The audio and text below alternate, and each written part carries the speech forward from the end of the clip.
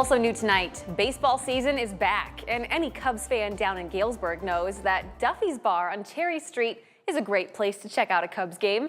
So great, it was where two die-hard Galesburg Cubs fans got married as the team threw this year's opening pitch.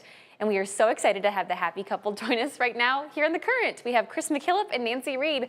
Thank you guys both so much for being here, and congratulations. Have you guys both been Cubs fans your whole lives? Yes, pretty much. Yeah, as long as I can remember. So die-hard Cubbies fans, I love it. And walk me back through how you guys met. Well, it was September, about 5.5 years ago, and I walked into Duffy's to watch the game, and there was only one bar stool left. The entire bar was full. So I sat down, and I just happened to sit next to Nancy, and we started chatting. And funny thing was, a player came to bat that I had no idea who it was. So I said, "Where did the Cubs get this guy?" And Nancy said, "Oh, he's a call-up from Des Moines, from the Iowa Cubs. He plays," I can't remember what position, but I was like, how did she know that and I not know that?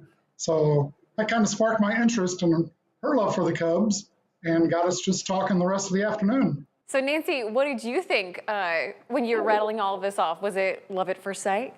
Well, it was definitely an attraction that he loved the Cubs. I loved the Cubs, and we went from there and found more interests together. Did you guys, so you date for about 5 years, 5.5 years, and then it gets time to get married. Did you know you wanted to get married on opening day, or how did that all kind of happen?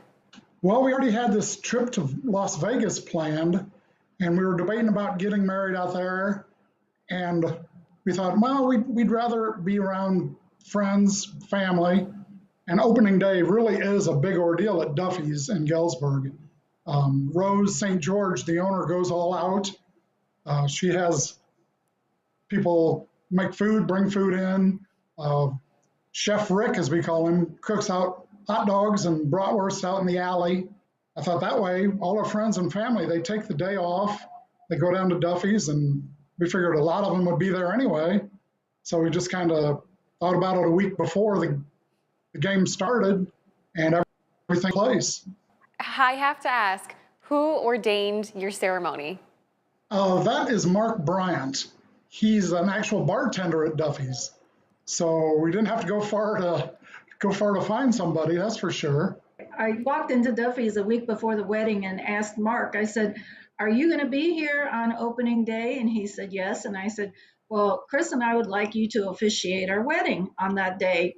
I said, "We're thinking about maybe in the morning." By the time we came back later in the afternoon, early evening, it was already spread around everywhere that we were getting married at 10 a.m. Word travels fast in a small town. They did all the work for you, getting all of that out. Were you guys able to get through the whole ceremony before the first pitch was thrown and the game started? Oh, yeah. The wedding really didn't last long, 15 minutes maximum. And usually by 11 o'clock on opening day, all the seats are full. You know, everybody wants a stool at the bar. So we had it an hour before it would have got busy. So I'm sure when people walked in that didn't know about this wedding and saw how many people were there, I'm sure they didn't know what was going on. But after the ceremony, we went outside and took pictures, and then we cut the cake, had a toast. So it was, I would say 11:30 when we were all wrapped up with all the ceremony.